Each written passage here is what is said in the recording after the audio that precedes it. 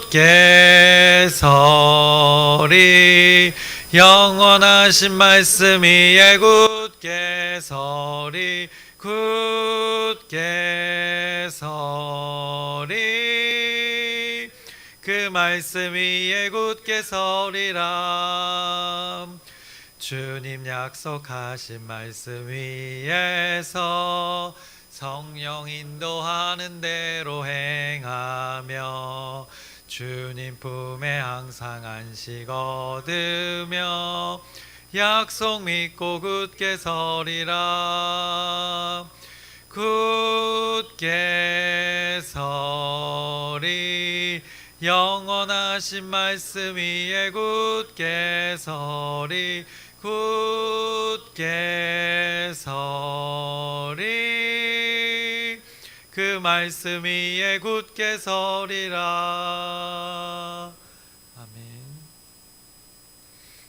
오늘 함께 나누신 말씀은 마태복음 18장 15절부터 마지막 절 35절까지의 말씀 함께 나누겠습니다. 마태복음 18장 15절부터 35절까지의 말씀입니다. 이제 마태복음 17장 후반에 이제 언급된 그 실족이라는 단어가 이 18장의 말씀에서도 반복되어지면서 예수님이 말씀하셨습니다. 어떻게 보면 먼저는 어린아이와 같은 자를 또 말씀하셨고, 그 어린아이 하나를 영접하는 것이 예수님 당신을 영접하는 것과 같다라고 이렇게 연결 지으셨습니다. 예수님을 영접하는 것이 무엇인지, 또 하나님 나라에 속하게 되는 것들에 대해서 이렇게 하나하나 그 과정들을, 그 공동체가 또 그 지체들을 어떻게 대해야 되는지 말씀하셨던 것입니다. 함께하는 자들과 어떻게 하나님의 나라를 이루어가는지에 대해서 계속 말씀하신 것입니다. 그렇게 어떤 한 존재가 예수 그리스도의 존재를 받아들이고 하나님 나라에 속할 때, 그때의 과정 속에서 어떤 대상을 실족케 하는 일이 없어야 함을 말씀하셨던 것입니다. 그런데 세상에서는 어떤가? 세상에서는 이런 일들이 비일비재하다는 것입니다. 실족케 하는 일들이 있다는 것입니다. 세상의 가치관은 그렇다는 것입니다. 그래서 그곳에는 화가 있다 말씀하셨습니다. 그런데 예수님이 지금 제자들에게 가르쳐 주시는 그 하나님의 나라에서는 이런 일이 있을 수 없다라고 말씀하신 것입니다.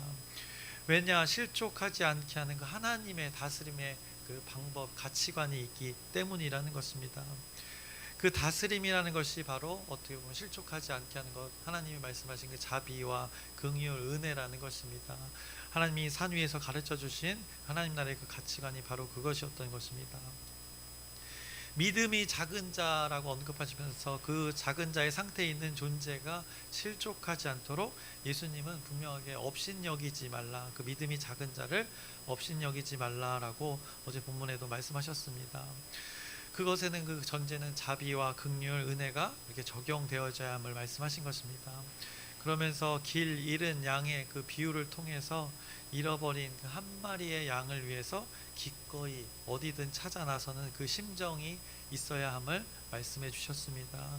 그것이 하늘에 계신 아버지의 뜻이기 때문이다라고 어제 본문 14절의 마지막에, 이와 같이 이 작은 자 중에 하나라도 잃는 것은 하늘에 계신 너희 아버지의 뜻이 아니니라 라고 반대로 말씀하시면서 아버지의 뜻이 무엇인지를 분명하게 깨닫게 했던 것입니다. 그래서 그것이 자비와 긍휼과 은혜가 담긴 하나님 아버지의 마음인 것임을 이 가운데 말씀하셨던 것입니다. 그러면서 오늘 본문의 말씀으로 이어집니다. 오늘 본문의 말씀 크게 두 덩어리로 말씀하십니다. 성경책에 있으시면 보시면 먼저 첫 번째 그 덩어리로 형제가 죄를 범하거든이라고 소제목이 적혀 있습니다. 그리고 또 다음에는 용서할 줄 모르는 종 비유라고 이렇게 말씀하고 있습니다. 이것에 관한 말씀을 그 이후에 말씀하고 있는 것입니다. 그래서 마태복음이 전하고 있는 그 맥락을 우리가 잘 잡고 있어야 합니다. 제가 어제 말씀을 지금 먼저 앞서 언급했던 이유도 바로 이 맥락이 이어져야 함을 위해서 언급했던 것입니다. 마태복음의 말씀이 그 맥락으로 하나님 나라에 대해서 계속 말씀하고 있기 때문입니다. 그래서 17장 후반에 성전세를 내는 것에서 실족이라는 단어를 사용하셨고, 그리고 18장에서 들어와서도 어린아이에 대해서 말씀하고, 믿음이 작은 자에 대해서 말씀하시고, 잃어버린 한 마리의 그 양에 대해서 말씀하시고, 그 대상이 실족을 경험하면 안 됨을 말씀하셨습니다. 그것이 하나님 나라의 다스림이 적용된 이 하나님 나라의 공동체이기 때문임을 말씀하시는 것입니다. 그러면서 오늘은 먼저 소제목처럼 형제가 죄를 범하였을 때, 먼저는 형제가 범죄했을 때의 일들을 어떻게 그때 하나님의 다스림이 공동체에 적용되어져야 하는지 말씀하고 계시는 것입니다.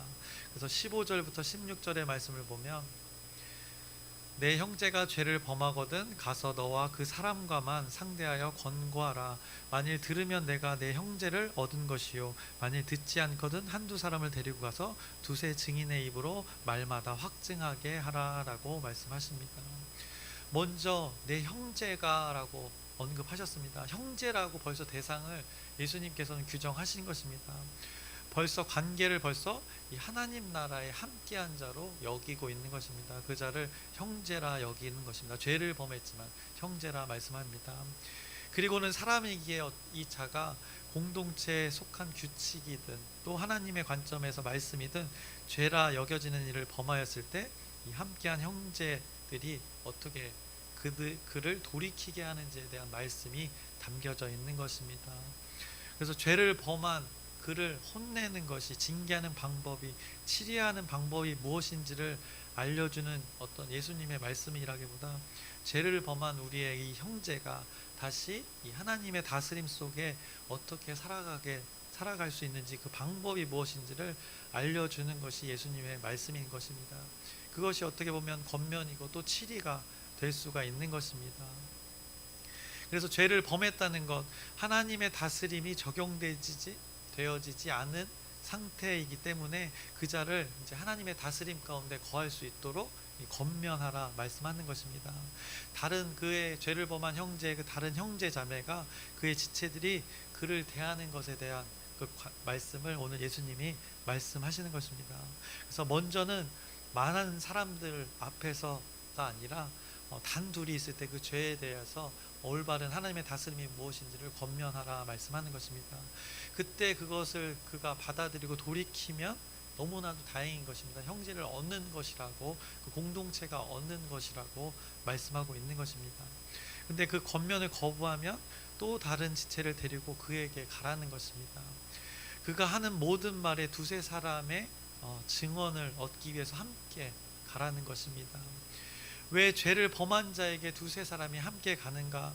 어떻게 보면 이미 주어졌던 그 하나님의 율법을 그에게 적용하는 것입니다. 그래서 신명기 19장 15절의 말씀을 보시면 이 주어진 말씀이 있습니다.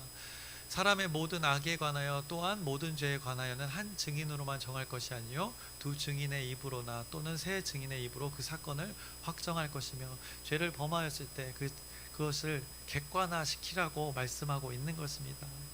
죄에 대하여 먼저 조용히 단둘이 권면을 했는데 그가 거부한다. 그러면 두세 사람을 데리고 와서 그 죄에 대하여서 한마디로 설득을 하라는 것입니다. 그 죄를 한 것을 옳고 그름을 따져서 온 만방에 알리라는 것이 아니라 그 죄에 대하여서 예수님을 설득하라 말씀하는 것입니다. 죄를 범한 그 형제의 상태를 형제가 알 수 있도록 객관화시키라는 것입니다. 그가 죄를 짓고 있는 것을 한 사람이 얘기하면 그가 동의하지 않기 때문에 모를 수 있다는 것입니다. 그런데 두세 사람이 보아도 그가 죄를 범하고 있다면 그것은 돌이켜야 할 문제임을 인지시켜 준다는 것입니다.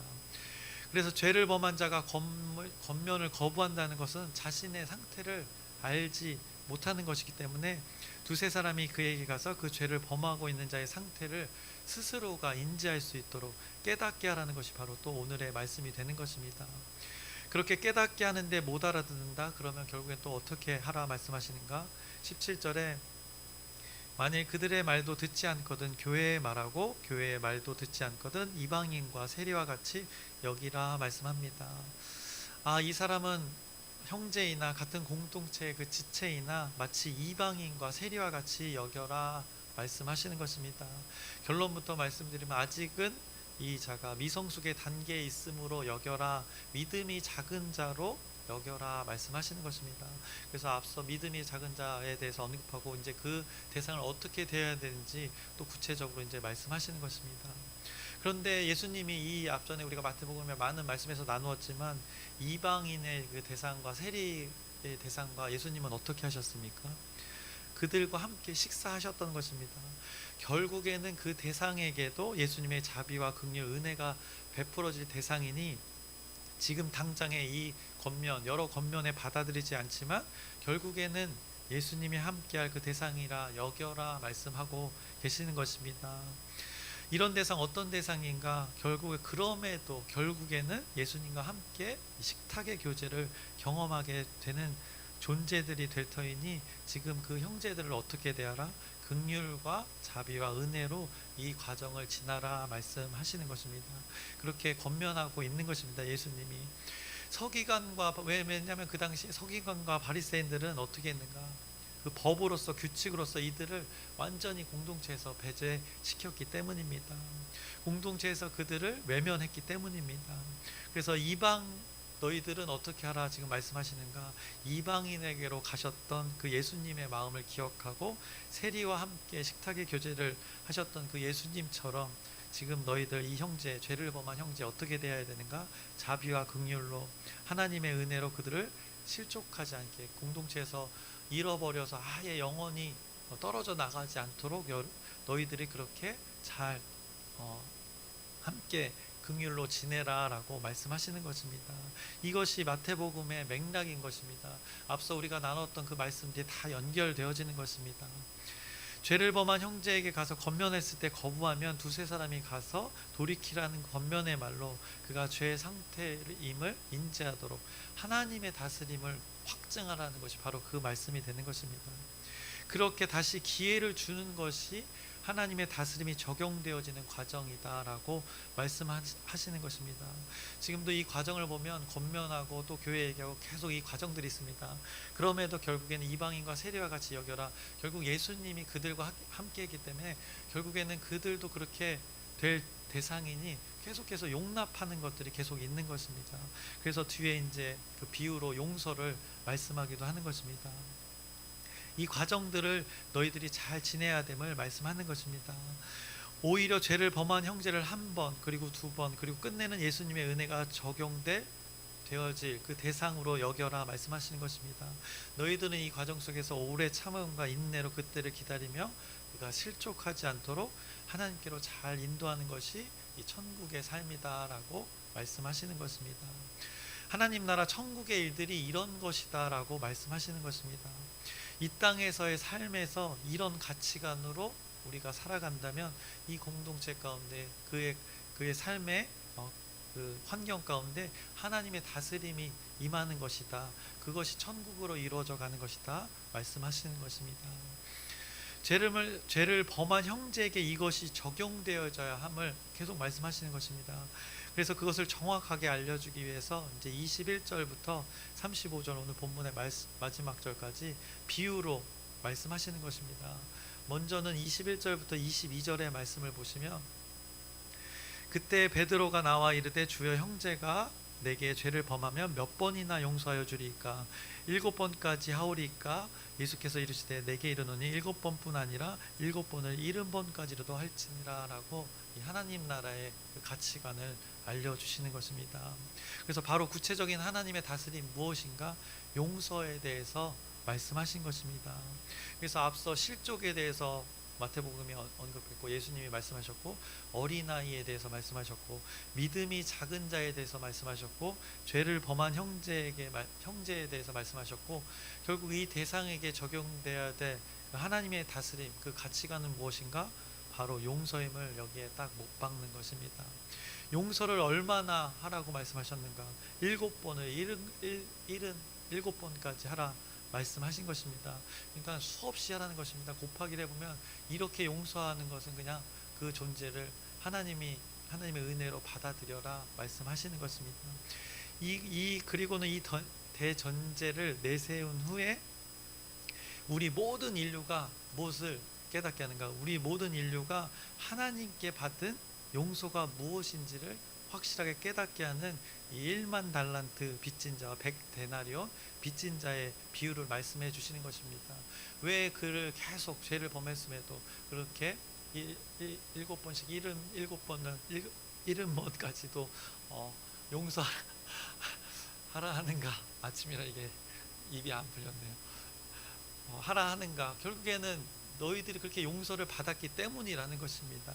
그래서 어떻게 보면 1만 달란트 빚진 자와 100데나리온 빚진 자의 비유를 말씀하시면서 그것을 기억하게 하는 것입니다. 너희들이 용서받은 가치가 어떤 것인지를 말씀하는 것입니다. 1만 달란트 현재 시세로 따지면 거의 10조가 됩니다. 그러니까 말도 안 되는 규모입니다. 그 당시에 10조라는 규모를 어떤 재산을 어떤 한 사람이 모은다고 해도 모을 수 없는 것인데 그것을 빚졌다는 것입니다. 그 말도 안 되는 빚에 그 감당할 수 없는 양의 그 빚을 말씀하는 것입니다. 우리 인간들의 죄로 인한 값을 빚의 양을 이렇게 비유로 말씀해 주신 것입니다. 도저히 갚을 수 없는 그 빚의 양, 예수님께 우리가 이만큼의 빚을 졌다는 것입니다. 그런데 우리는 어떻게 하고 있는가? 고작 100데나리온, 약 지금 현재 시세로 약 1000만 원의 빚이 되는 것입니다. 그것을 용납하지 못하고 있다는 것입니다. 그것을 갚으라 강조하고 있는 것입니다. 그것이 용납이 안 되어서 지금 누군가는 실족해하는 일들을 우리가 이 삶 가운데 버리고 있다라고 말씀하는 것입니다. 그러니 형제가 죄를 범하였거든 그 겉면에 결국에 이방인같이 대하라, 세리같이 대하라, 그렇게 용납하라는 것을 계속 말씀하고 있는 것입니다. 너희가 용서를 그렇게 받은 것처럼 그를 용서하는 마음으로 살아가라 권면하신 것입니다. 이것이 하나님의 다스림이 적용된 하나님의 나라의 천국의 삶이다라고 말씀하시는 것입니다. 하나님의 다스림인 그 자비와 긍휼, 은혜가 무엇인지를 가르쳐 주시는 것입니다. 예수님은 이제 이 땅에 오셔서 그 새 언약의 말씀으로 천국을 지금 선포하고 계시는 것입니다. 그런데 이것을 선포하고 있는데 여전히 그 옛 언약에 머물러서 그것을 이 새 언약을 받아들이지 못하는, 이 예수님의 새 가르침을 받아들이지 못하는 그 존재들이 있기 때문에 안타까워서 이렇게 일일이 알려주시는 것입니다. 우리가 아까 찾아봤던 그 신명기의 말씀이 있습니다. 그 뒷부분에 19장의 15절에 그렇게 말씀했는데 21절에 말씀을 보면 신명기 19장 21절의 말씀을 찾아주시면 거기서 이렇게 말씀하고 있습니다.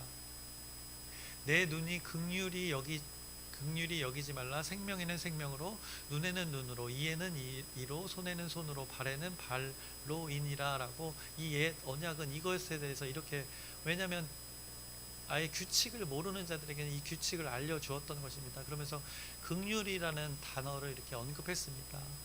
그런데 그러면서 눈에는 눈, 이에는 이에 대해서 이렇게 말씀했던 그 하나님의 율법을, 이런 옛 언약을 이렇게 붙들며 사는 이가 아직도 있다는 것입니다. 예수님은 오셔서 뭐라고 했습니까? 이것에 대해서 예수님의 존재가 분명하게 말씀하셨습니다. 마태복음 5장 38절에 산 위에서 말씀하신 것입니다. 또 눈은 눈으로, 이는 이로 갚으라 하였다는 것을 너희가 들었으나 라고 말씀하고 있습니다. 그래서 그 이후에 어떤 말씀이 이어지는가? 5장 보시면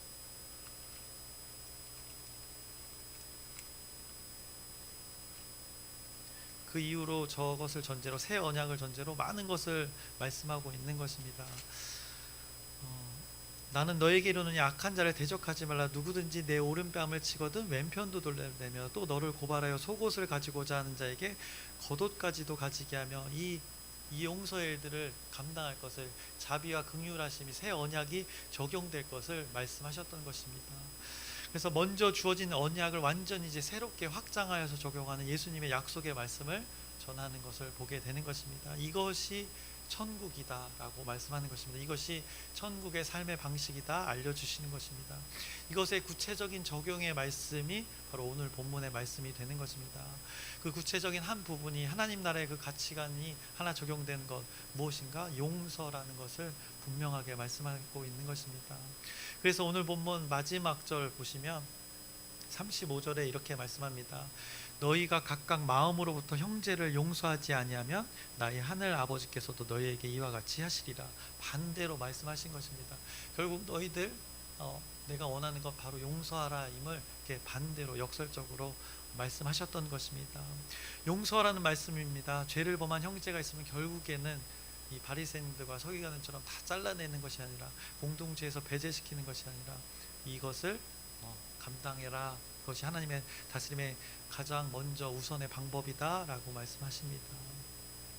이 새 언약의 기준으로 천국이 무엇인지를 보여주셨던 예수님의 그 삶처럼, 세리들과 같이 했던 것처럼 이방인들과 같이 이방인의 길로 가고, 이방인의 길로 가서 이방인의 지역에 가서 이방인과 대화하고, 세리와 함께 이 식탁의 교제를 하면서 또 안식일에 생명을 살리는 일을 감당하셨던 것처럼, 너희들도 이렇게 새 언약 하나님 나라의 가치관으로 그들을 진정으로 용서하면서 또 인내하면서 자비와 긍휼로 그 하나님의 은혜를 너희들이 경험한 것을 그들에게도 동일하게 은혜를 베풀 것을 말씀하신 것이 오늘 본문의 말씀이 되는 것입니다.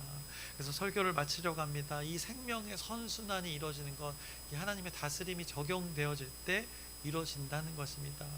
죄에 대하여 보복하는 사람이 아니라 죄에 대하여 권면하고 하나님의 다스림이 무엇인지를 찾아주고 또 참아주면서 인내하면서 그 존재가 돌이켜서 결국에는 이 하나님과 식탁의 교제가 이루어질 수 있도록, 결국 친밀한 교제가 이루어질 수 있도록 우리는 무엇을 하는가? 용서받은 것처럼, 그 10조 원의 그 가치를 용서받은 것처럼 우리는 용서하고 용서하면서 하나님의 나라를 세워갈 것을 오늘 말씀하고 계시는 것입니다. 그래서 이 용서의 일들이 우리 공동체 가운데 있길 소망합니다. 이 일들이 일어나는, 하나님 나라의 가치관이 일어나는 우리 광명중앙 침례 공동체가 되기를 소망합니다. 우리가 기꺼이 이 하나님의 나라를 위해서 사는 여기 모인 한 사람 한 사람, 우리 광명중앙 침례 공동체가 되기를 주님의 이름으로 축원합니다. 기도하겠습니다. 살아계신 하나님 아버지, 오늘도 우리가 살아갈 때 무엇으로 살아가야 될지 그 하나님 나라의 섭리를 알려주십니다. 이것대로 살아가길 소망합니다. 하나님의 말씀이 분명히 우리에게 주어진 것입니다. 이것을 잘 간직하여서 내 생각이 아니라 세상의 가치관이 아니라 하나님 말씀의 가치관으로 기꺼이 이것을 감당하는 우리의 모습, 우리의 삶 되게 인도하여 주시옵소서. 우리의 힘으로 할 수 없기에 성령 하나님의 도우심을 구합니다. 기도로 구합니다. 그 새 힘을 구합니다. 하나님 마음 잘 지켜질 수 있도록 하나님께서 섭리하여 주시옵소서. 예수님의 이름으로 기도드렸사옵나이다. 아멘. 하늘에 계신 우리 아버지여, 이름이 거룩히 여김을 받으시오며 나라의 마옵시며 뜻이 하늘에서 이루어진 것 같이 땅에서도 이루어지이다.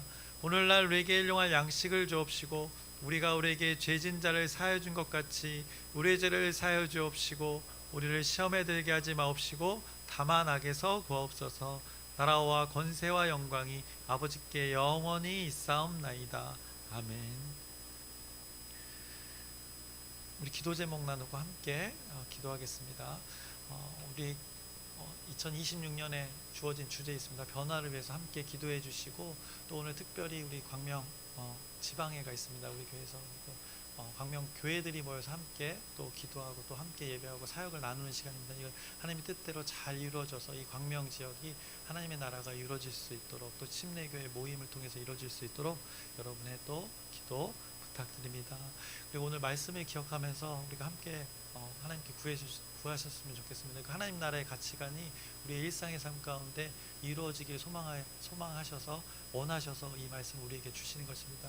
그래서 이 말씀을 잘 붙들고 이대로 살아가는 우리 하나님의 사람 되기를 소망하면서 우리 주여 크게 한번 부르짖고 함께 기도하시겠습니다.